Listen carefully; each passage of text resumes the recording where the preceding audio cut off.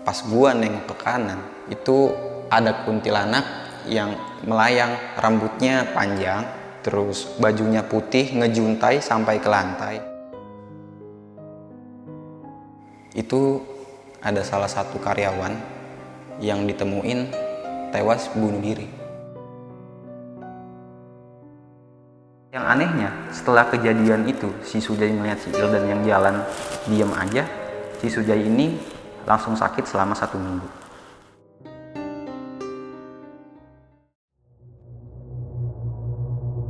Assalamualaikum warahmatullahi wabarakatuh. Selamat malam teman-teman, baik lagi di Lentera Malam bareng gue Adit. Sekarang kita lagi ada di segmen Saksi Misteri ini.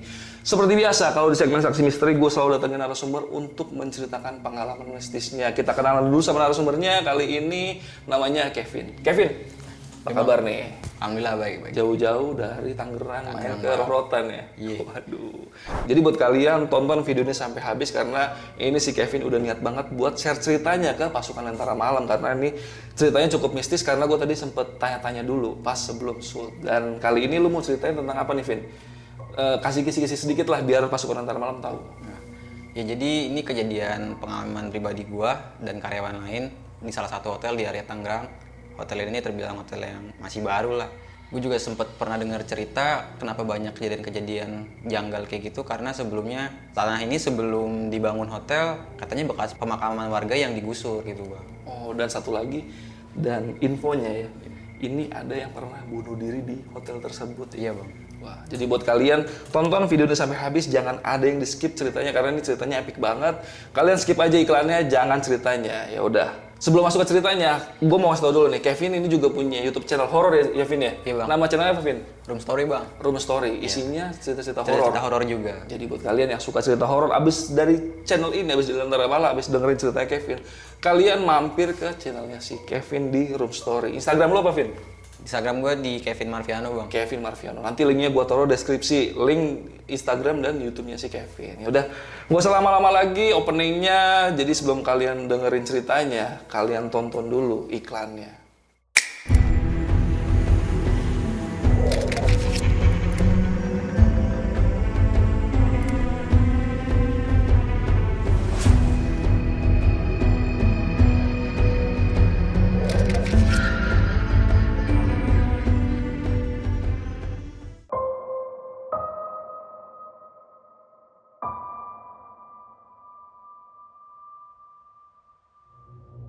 Ini cerita pengalaman gue.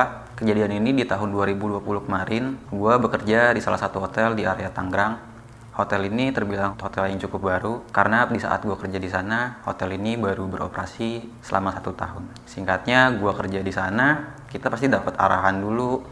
Setelah gue ngerti cara kerjanya di sana gimana, akhirnya di hari itu gue ditugasin sama supervisor gue jaga ruangan meeting room. Karena kebetulan hari itu pas banget ada event, hari itu pun gue suruh jaga nih sama supervisor gue.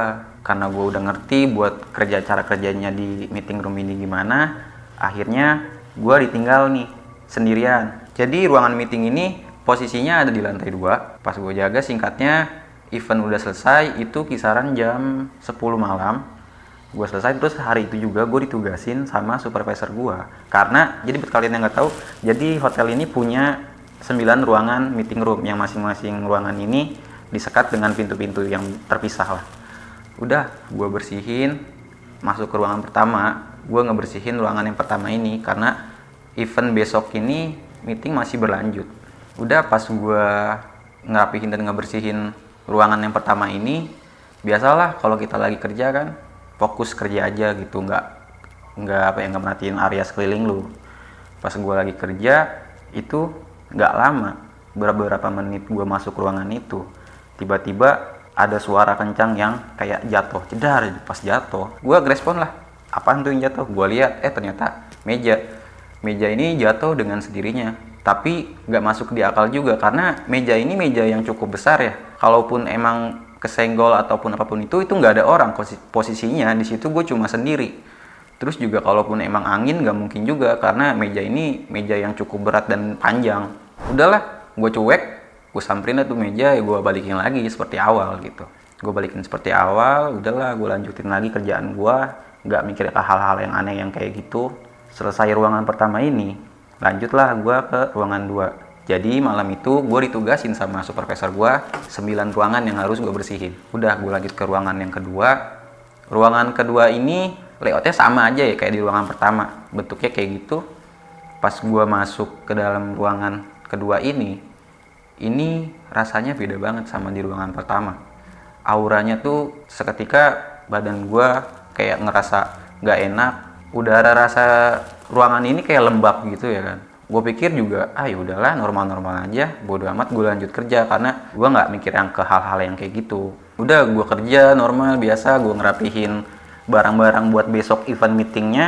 Beberapa lama kemudian gue lagi fokus kerja, tiba-tiba ini yang buat gue sampai sekarang nggak bakal pernah lupa kejadiannya. Jadi gue ngadepnya ini pintu, di depan pintu ini gue, dan di depan ujung ruangan ini ada kursi yang berbaris 2 menghadap ke gua. Gak lama, tiba-tiba kursi itu bergerak dengan sendirinya pelan kayak gini, tiba-tiba gah aja. Sontak gua langsung kayak, itu apaan ya kan? Udahlah, gua bingung, takut juga. Tiba-tiba dari bawah itu keluar asap kecil yang tiba-tiba membesar. Terus terlihat bayangan siluet orang hitam yang cukup besar sampai wujudnya ini bener-bener kelihatan. Sosoknya ini, kepalanya ini hampir mengenai atap ruangan meeting ini. Karena gue bener-bener fokus ngeliat ke situ kan, karena emang posisinya di depan mata gue. Pas gua ngeliat ke atas, karena kan gue dari awal nih gue ngikutin nih asapnya. Pas gue ke atas, jadi bentuk kepala, jadi bentuknya ini jadi bentuk nyata. Matanya warnanya warna merah. Itu sorotannya tajam banget, ngarah ke gue. Rambutnya panjang, berbulu. Pas gue tatap-tatapan sama si makhluk ini tuh kayak ngelihat gue tuh kayak penuh amarah ya kan. Karena gue takut, terus juga gimana ya, gue pengen coba lari. Pas gue pengen lari, seketika badan gue bener-bener nggak bisa digerakin sama sekali. Gue paksa coba buat bergerak, itu bener-bener nggak bisa. Gue mau ngomong pun, pengen baca-baca, gue baru inget di situ gue pengen baca-baca, nggak bisa sama sekali. Sampai akhirnya gue coba paksa buat tutup mata gue baca sebaca-bacanya apa yang gue bisa gue baca. Pas gue buka mata, gue beraniin diri gue lagi. Alhamdulillahnya makhluk ini udah nggak ada.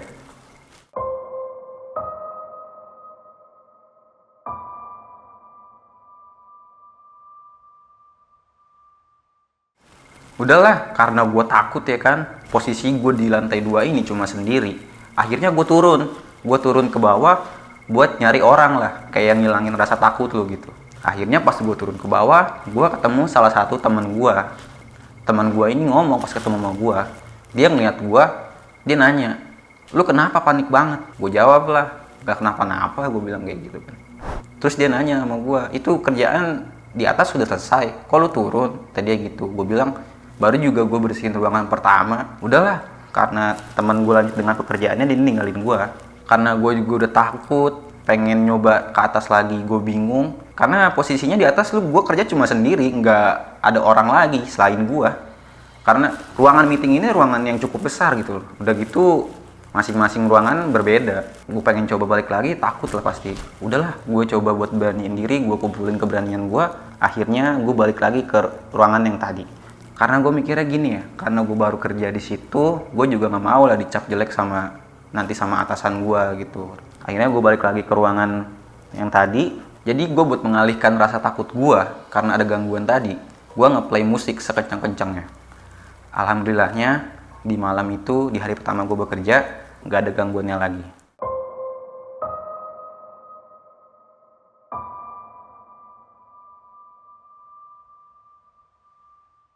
Singkatnya, gue udah bekerja di sana selama 3 bulan. Ini di sela-sela waktu istirahat. Teman gue nih, ya biasalah kita kalau istirahat sama sesama karyawan, ya ngomong lah cerita-cerita masalah kerjaan atau apapun itu ya kan. Salah satu teman gue ini cerita, gue sebut aja namanya Sujai. Si Sujai ini dia beda departemen sama gue. Oh iya, buat kalian yang nggak tahu, hotel ini punya departemen yang berbeda. Kalau gue FB Service, FB Service itu bagian restoran dan pelayanan dan minuman juga. Terus juga ada front office ini bagian yang penerimaan tamu, housekeeping yang bersihin kamar, dan anak kitchen. Nasi Sujai ini dia di departemen housekeeping. Udahlah, gue bersunda gurau, gue cerita nih sama dia nih. Akhirnya si Sujai ini mulailah cerita hal-hal yang kayak gitu ya kan. Kata dia, pas dia semalam lagi ditugasin buat ngepel koridor ruangan meeting, ada salah satu karyawan yang dilihat dia ini normal-normal aja. Jadi awalnya gini dia cerita, di hari malam itu posisi kata dia sore tuh disuruh supervisornya buat nanti malam setelah event selesai di atas ngerapihin dan ngepelin lantai ruang koridor meeting. Ruangan koridor ini, koridornya ini cukup besar ya. Ada jarak berapa meter ya? Lebarnya ini 5 meteran, panjangnya ini bisa 30 meter lah ke ujung.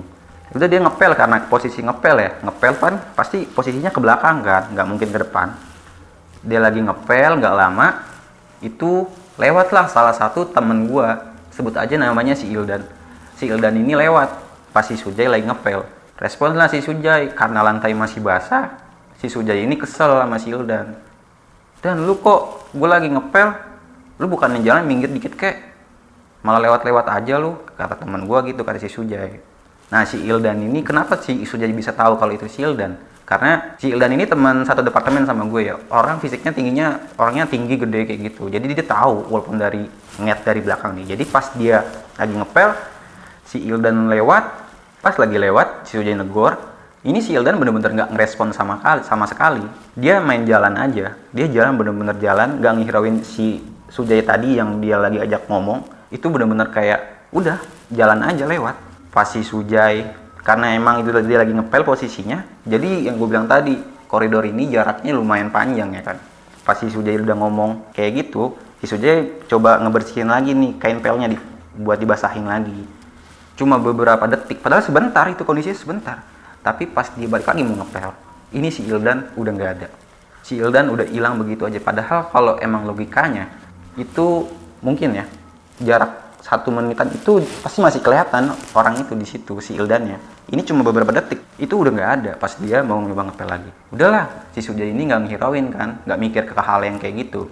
Akhirnya si Sujai ini pekerjaannya selesai, turun ke bawah. Ketemulah salah satu teman gue, sebut aja Jalal, si Jalal. Terus si Sujai ini ngomong ke si Jalal, itu si Ildan sialan banget dah, gue lagi kerja main lewat-lewat aja. Kan gue jadi kerja 2 kali, kata teman gue gitu kan, kata si Sujai. Terus si Jalal ngomong, si Ildan, serius lu? Iya, tadi no di atas gue lagi ngepel, orang ada kok. Si Ildan hari ini nggak masuk. Serius lu? Iya beneran, dia udah 2 hari nggak masuk. Lu bohong lu, digituin kan, kata si Sujai. Beneran, coba sini, karena si Sujai coba mastiin kan, takutnya teman gue ini bohong kan. Gue minta schedule-nya, coba gue lihat, pasti tunjukin sama si Jalal. Bener, di hari itu, karena di hari sebelumnya juga si Ildan ini libur. Terus si Sujai langsung respon lah, terus tadi kalau itu bukan si Ildan, siapa? Si Jalal ngomong, gue nggak tahu, terus siapa dong? Kata si Jalal kan. Udahlah, karena emang nggak mau ngambil pusing juga. Setelah kejadian itu, si Sujai melihat si Ildan yang jalan diem aja. Si Sujai ini langsung sakit selama 1 minggu.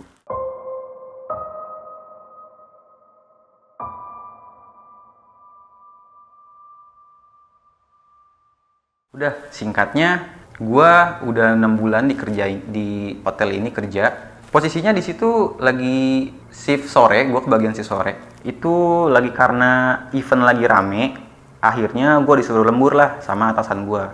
Itu kalau nggak salah, gue lembur sampai jam 2 dini hari. Jam 2 dini hari, udahlah, karena kerjaan gue udah selesai.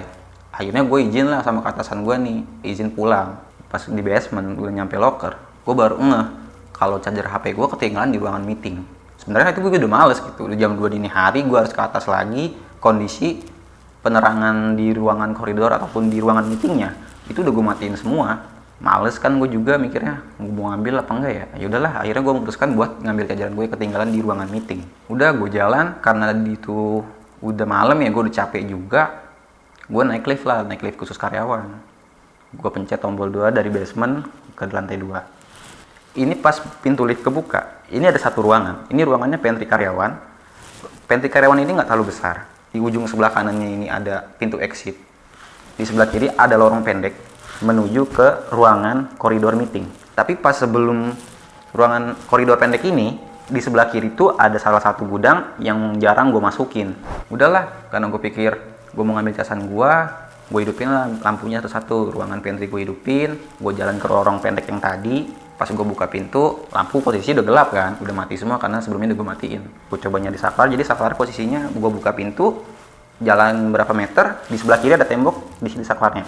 Pas gue nengok ke kanan, itu ada kuntilanak yang melayang, rambutnya panjang, terus bajunya putih, ngejuntai sampai ke lantai. Rambutnya ini gue bingung jelasinnya, mukanya nggak kelihatan karena ketutupan rambutnya. Rambutnya ini tebel banget gitu, tebel, bener-bener tebel, kayak berantakan, bener-bener berantakan, sampai panjangnya segini lah, sekaki lah. Jadi pas lagi itu gue karena lagi capek ya, udah capek, pengen cepet-cepet pulang, terus diganggu hal kayak gitu.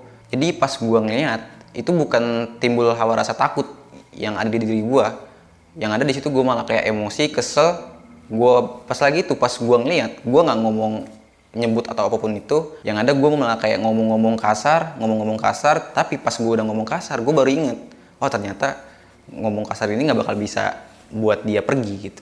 Ternyata gue baru inget, gue coba baca doa. Pas gue baca doa, pas gue buka mata lagi, makhluk ini, si kuntilanak ini udah hilang.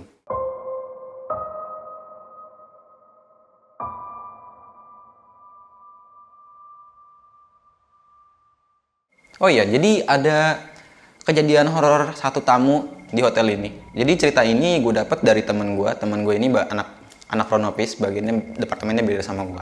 Di malam itu ada salah satu tamu government atau pemerintahan yang nginep karena ada event dia di ruangan meeting. Jadi emang dia nginep. Udah, itu kata temen gue, jam 1 dini hari, katanya si ibunya cerita ke temen gue, pas dia lagi sholat, selesai dia sholat tahajud, karena pas dari sholat tahajud ini dia dengar suara berisik-berisik dari kamar mandi. Kayak ada suara orang kayak lagi ngerjain sesuatu lah. Karena pintu kamar mandinya nggak terlalu ditutup rapet, dia bisa ngeliat lah dari sela-sela kamar mandi ini. Pas dia lihat, ada petugas hotel yang lagi ngebersihin sesuatu atau ngebenerin sesuatu gitu. Akhirnya pas ngeliat si karyawan ini, dia buka pintu lah si ibunya. Ibunya negor, Mas masuk dari mana? Kata si ibunya ya kan. Kok nggak izin dulu ke saya? Ini pintu kamar saya kunci loh. Si petugas ini jawabnya datar banget. Dari atap bu, kata si petugas ini. Udahlah, karena si ibu juga ini kan, karena habis selesai sholat, mukenanya belum dibuka. Akhirnya si ibu ini buat buka dulu mukenanya, pas ditinggal, dia balik lagi. Itu si masnya udah nggak ada. Pas si ibunya ngelihat si petugas ini udah nggak ada, karena si ibunya penasaran, si ibu ini coba ngecek kalau emang pun bener itu orang. Pasti adalah benda-benda di sekitar yang emang abis dirapin atau dibenerin sama si petugas tadi. Dicek dari bawah, dari lantai sampai atap, itu normal-normal aja, nggak ada yang aneh, nggak ada yang bekas dirapin atau dibersihin. Karena si ibu langsung ngeliat itu, kok aneh ya, kalau emang pun keluar dari atap, tapi nggak ada lubang sama sekali di atapnya.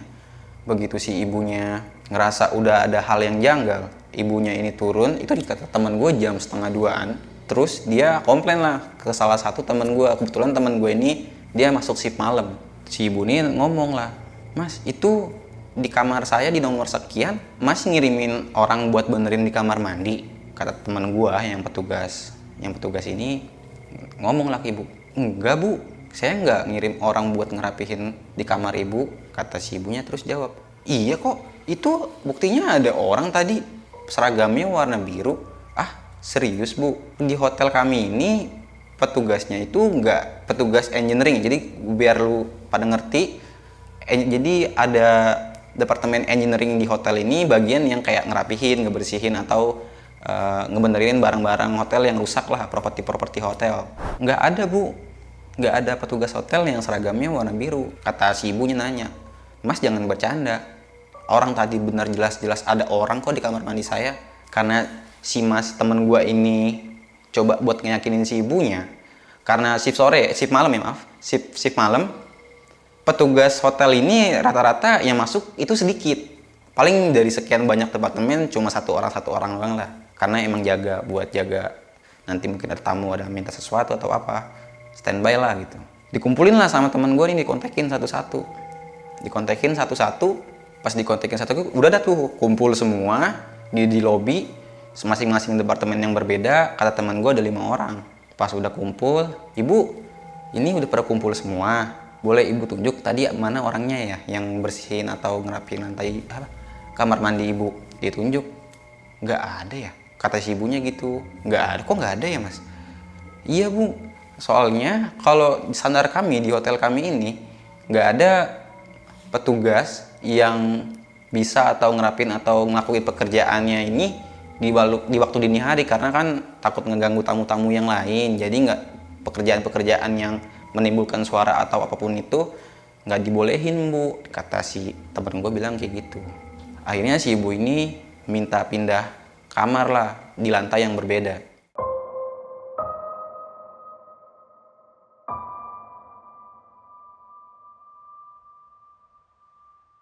Setelah gue 1 tahun bekerja di hotel ini, gue resign akhirnya. Gue dapat kerjaan baru. Setelah gue dapat pekerjaan baru ini, baru selang 1 minggu, namanya juga masih punya kontak teman-teman lama yang di hotel ya, masih sering cecetan lah gitu. Akhirnya ini kejadian yang mungkin paling ditutup-tutupin sama hotel sih. Bahkan gue juga baru tahu gitu setelah 1 tahun gue kerja di sini. Dulu pas hotel gue ini baru beroperasi selama 5 bulan kalau nggak salah, itu ada salah satu karyawan yang ditemuin tewas bunuh diri. Gue juga sebenarnya nggak kenal sama si karyawan ini ya, tapi masih sempet kayak ya tahu orangnya gitu, tahu orangnya yang mana. Udahlah, temen gue cerita nih, pas baru awal-awal beroperasi hotel ini, itu kan ada kejadian yang gue bilang tadi, ada karyawan yang ditemukan tewas gantung diri. Setelah ditemuin ini, sebelum si almarhum ditemukan meninggal, udah ada tanda-tanda sebelum almarhum ini kayak coba buat ngelakuin hal yang kayak gitu. Jadi sebenarnya si almarhum ini kayak ngerasa sakit hati lah sama hotel. Udah lama dia bekerja di hotel itu, tapi kayak nggak di appreciate gitulah sama hotelnya ya kan. Kayak nggak dipertahanin. Kenapa gua tahu dia ngelakuin hal yang kayak gitu? Karena temen gue dia cerita lah, maksudnya temen gue ini lumayan agak deket lah, masih sering-sering ngopi ataupun istirahat bareng sama si almarhum ini. Si almarhum sebelum meninggal itu sempat cerita kalau dia lagi ada masalah sama keluarganya, terus juga dia punya penyakit yang baru dia tahu ternyata penyakit ini udah lama, ditambah lagi kontraknya ini nggak diperpanjang sama pihak hotel. Dia ngerasa sakit hati, juga ngerasa cemburu kan, karena temennya ini yang masih baru kerja di hotel ini, tapi temennya yang baru diperpanjang sedangkan dia enggak. Makanya yang gue rasa, yang gue tangkep gitu, jadi si almarhum ini kayak ngerasa sakit hati, kayak balas dendam, makanya sampai dia coba bunuh diri di hotel. Jadi si almarhum ini ditemukan yang gue bilang tadi, ada ruangan yang nggak cukup besar, pantry karyawan, sebelah kanan ada pintu exit, sebelah kiri ada lorong pendek. Nah di sebelum lorong pendek ini ada gudang yang jarang gue masukin. Ternyata si almarhum ditemukan gantung diri di situ.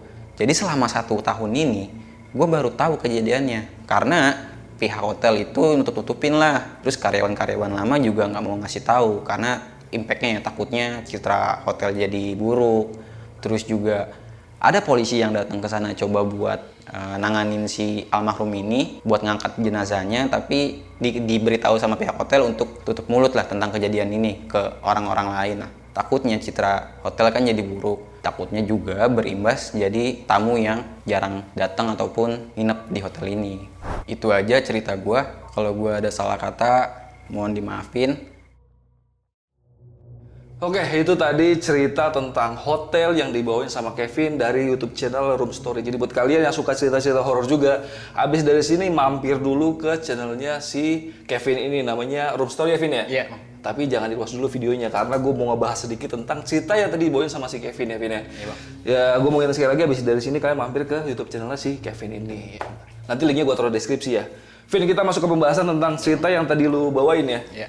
Nah, gue mau sedikit memperjelas lah ke penonton tentang sosok yang pertama kali lu lihat di ruang meeting. Itu sebenarnya sosok Gundurwo apa bukan sih? Kalau pasti kayaknya orang awamnya ya pasti taunya itu pasti Gundurwo. Gundurwo. Karena ciri-cirinya tuh yang hitam. Ya, hitam berbulu, matanya merah. Matanya merah. Iya. Dan lu sempet nggak sih?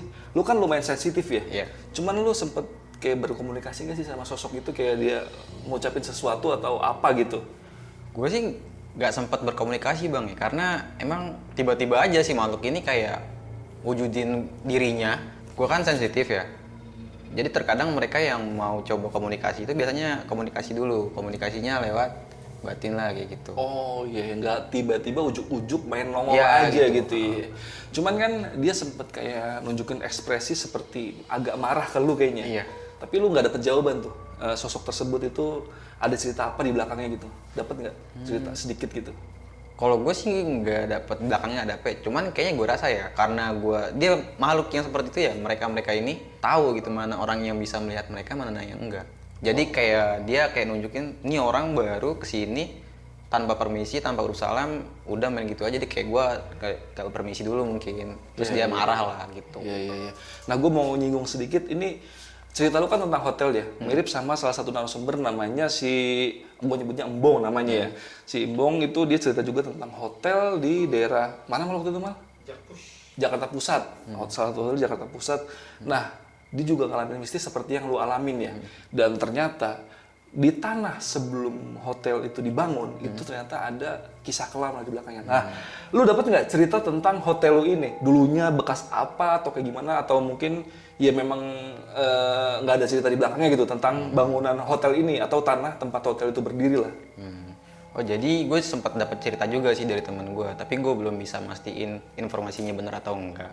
Dulu kata teman gue sebelum dibangun hotel, tanahnya ini bekas pemakaman warga sekitar bang, yang digusur, dipindahin. Tapi juga di daerah itu banyak makam-makam keramat lah bang, di tanah di hotel ini banyak. Gak jauh dari hotel itu cuma jarak berapa ratus meter ada pemakaman yang dikeramatin gitu. Oh iya, berarti kemungkinan besar, cuman lu masih nggak berani ngeklaim ya karena ini informasinya belum tentu valid ya. Iya. Cuman katanya di bawah hotel tersebut dulunya tempat pemakaman umum. Pemakaman umum. Dan kemungkinan ya biarpun dipindahin nih, misalnya kan kadang-kadang kan kalau hotel mau dibangun atau bangunan mau dibangun di atas di pemakaman itu pasti ada prosesi pemindahan rangka-rangka jasad-jasadnya. Dan mungkin aja itu ada beberapa jasad yang nggak keangkat atau keangkatnya nggak sempurna karena kan biasa udah bertahun-tahun tinggal tulang belulang kan. Iya bisa jadi itu. Kemungkinan besar itu juga menarik hal-hal mistis yang ada di daerah situ dan masuk ke hotel itu di mana berdirinya di atas kemungkinan ya di atas kuburan warga ya. Karena kan ini daerah Tangerang ya. Dari Tangerang bang. Tangerang kan tahun-tahun dulu kan itu masih banyak lahan kosong ya. Masih desa-desa banget lah, nggak semaju zaman sekarang ya. Udah metropolitan banget dan kalau zaman dulu ya daerah Solo ya daerah seperti daerah-daerah sini juga nih. Daerah Rorotan nih. Ini dulunya juga rawa-rawa semua dan masih banyak hal mistis di daerah sini ya. Tapi ya itu masih kemungkinan ya kalau masalah kuburan itu ya karena lu juga nggak berani ngeklaim kan. Nah, buat teman lu nih si Sujay ya. Sujay kan dia pas lagi ngepel ngelihat si Ildan ya. Nah, si Ildan itu kan dia ngelewatin dengan cuek aja. Cuek aja. Dia cerita nggak si Ildan itu sempat nengok atau gimana gitu ngeliat muka atau gimana gitu. Jadi kata si Sujay ini dia bener-bener pas si Sujay lagi ngepel, dia lewat aja bang. Kayak nggak pedulin ada si Sujay di situ. Iya. Dan dia nggak sampai nengok gitu lah ya? Nggak sama sekali, kayak acuh aja udah jalan gitu. Cuma si Sujay hafal banget, ini dari postur badannya, dari itunya itu si Ildan. Si Ildan. Nah, kan abis kejadian itu si Sujay ternyata sakit ya? Selama 1 minggu bang. Dan itu si Ildan sempat nggak ibaratnya cerita, biasanya kan kadang-kadang kan kalau ada orang yang diduplikat ya menurut gue ya, kayak diduplikat gitu, itu kan kayak dia sendiri pun kayak ngerasain atau apa gimana gitu. Si Ildan sempat cerita nggak sih? Nggak sih bang, nggak ada cerita kayak gitu, normal-normal aja. Normal aja ya. Dan si Ildan itu orangnya pernah ngeliat sosok-sosok juga nggak sih di tempat situ? Kalau dia orangnya normal bang, nggak pernah ngeliatin kayak gitu. Apalagi juga dia, yang gue tahu ya dia orangnya nggak percaya lah hal-hal yang kayak gitu. Oh iya, berarti emang kemungkinan besar penunggu situ lagi mau ngegangguin si Sujay aja karena dia lagi kerja sendiri tuh di koridor itu ya. Jadi buat kalian yang kerja sendiri di hotel, apalagi malam-malam ya si malam, hati-hati dan banyak berdoa lah. Karena kemungkinan besar kalian bisa ketemu hal-hal seperti yang dialamin sama si Sujay ini. Dan si Kevin ini, udah pasti lah kalau shift malam ya. Pasti ada aja bang di hotel mah. Iya kan pasti. Kan hotel nggak seluruhnya keisi penuh ya, pasti ada space-space yang kosong lah. Atau ada lorong-lorong yang jarang terjamah, itu biasanya jadi tempat penghuninya tuh. Sama kayak yang lu rasain tadi tuh, yang gudang itu, lu kan ngerasanya kayak, gue sih kalau pas lu cerita ya, lu ngerasa kayak agak nggak nyaman aja pas lewatin gudang yang itu ya. Ya emang rasanya aneh bang, soalnya gimana ya, gue pas udah 1 tahun kerja di situ, pas di awal-awal gue sebelum tahu, gue ngerasa di pantry ini tuh emang hawanya aneh bang. Iya. Hawanya tuh kayak mencekam gitu. Iya. Dan ternyata ada cerita di balik itu. Nah iya, ternyata ada yang bunuh diri ada di bunuh diri. gudang itu Di ya. gudang itu, Bang. Dia gantung diri berarti. Gantung diri bang. Gantung diri. Gantung diri. Waduh, itu kejadiannya itu setelah lu kerja atau sebelum kerja sih? Jadi sebelum gue kerja di situ. Oh sebelum, tapi udah lama belum itu jaraknya kira-kira berapa tahun? Jaraknya jarak 6 bulanan bang. 6 bulan. 6 bulan. Tapi gue sama si almarhum ini sempet tahu bang, karena gue dulu juga sempet kerja bareng tapi nggak ngeh banget lah, karena hotel gue ini satu lah, maksudnya ada cabangnya gitu bang. Oh Iya. iya. Berarti lu udah ibaratnya ya tahu orangnya lah. Tahu orangnya. orangnya yang bunuh diri ini. Tahu tapi nggak kenal. Iya. Dan cerita di baliknya kemungkinan besar dia ada masalah keluarga ya. Iya. Ditambah lagi dia ngerasa di tempat kerjanya kurang diapresiasi dan ya akhirnya dia bunuh diri, dan itu jangan dicontoh karena ya sudah pasti masuk ke neraka. Bunuh dilarang. diri ya. Sangat dilarang oleh agama. Iya betul banget. Di agama manapun dilarang untuk bunuh diri. Nah, gua nih lumayan creepy tuh pas kejadian yang lu ngambil casan tuh ya. Iya. Oh itu sih kalau gua jadi lu, gua mendingan pulang, nggak usah naik lagi ke atas karena lampu kan udah dimatiin semua tuh. Udah. Dan yang terjadi akhirnya lu ngelihat sosok kuntilanak. Itu kan lu bilang kan di pojokan itu ada jendela ya. Iya. Berarti itu posisinya di dalam bukan di luar jendela. Di dalam bang. Di dalam berarti kan di depan jendela itu Di pas depan kan. jendela. Dan dia tuh sempat kayak ketawa atau gimana sih? Jadi gue nggak bisa ngeliat mukanya bang, karena mukanya benar-benar ketutup langsung sama rambutnya bang. Tapi dia sempat ngeluarin suara nggak kayak ketawa? Biasanya kuntilanak tuh kan ketawa tuh. Nggak ada sama nggak ada sama sekali suaranya bang. Berarti cuma dia diem aja di situ. Kayak diem aja. Seolah-olah dia kayak ngeliat lu cuman ya ketutup rambut ya. Kayaknya gue rasa ya pas gue ngidupin lampu dia juga mungkin nggak ngeh kali kalau bakal ada orang gitu loh bang. Jadi nggak ngeh juga kalau ada manusia yang bakal ke situ lagi biasanya, karena gue kan sensitif ya bisa ngeliat dia bang. Iya. Gitu. Jadi gitu. Dan kejadian yang terakhir lu ceritain tadi tuh yang masalah tentang engineering, ternyata ya kemungkinan besar yang gue perkirakan ya sosok yang masuk ke kamar itu yang benerin kamar mandi itu adalah sosok orang yang bunuh diri itu kemungkinan besar. Bisa jadi bang. Bisa jadi Bisa karena jadi, Bang. orang yang bunuh diri itu posisinya engineer. Engineer. Berarti pas banget sama yang dikerjain saat masuk ke kamar yang ibu-ibu itu ya. Itu bisa jadi bang. Karena emang sebenarnya kan nggak sopan juga ya masuk diem ya.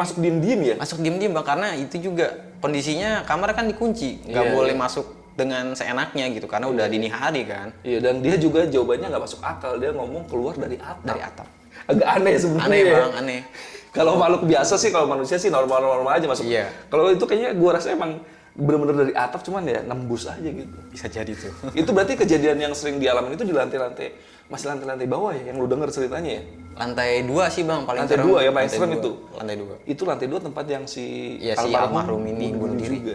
Dan banyak teror di lantai 2 Lantai itu. 2. Kalau lantai 1 itu posisinya tempat apa sih? Kayak lobby doang atau kayak gimana? Jadi lantai 1 itu lobby hotel sama restoran bang. Restoran. Restoran. Dan kemungkinan rame kali ya. Kalau lantai 2 meeting room kan nggak selalu dipakai ya Iya, mungkin ya. iya, Bang. Jadi emang ruangan-ruangan yang anyep-anyep begitu biasanya banyak dihuni sih. Iya. Dan lu yang meja nih, yang meja itu sempat jatuh. Jadi meja gede kan biasanya tuh ruang meeting gede tuh. Gede, Bang. Ambruk itu. Ambruk, bener-bener ambruk. Oh gila sih. Pas ambruk juga kayak bingung, ini logikanya kalau emang jatuh dengan sendirinya nggak mungkin juga bang. Iya. Ibaratnya kalau biarpun dijatuhin sama orang itu butuh usaha yang keras lah Iya, gitu. butuh tenaga juga lah. Iya, kalau misalnya kayak meja-meja yang udah rapuh gitu ya udah tipis tinggal jatuh kan ya masih Iya. mungkin emang waktunya ambruk ya kayaknya kan, cuman meja-meja yang masih kokoh kan kelihatannya. Nah, ini buat pertanyaan terakhir nih, Vin. Iya, Bang.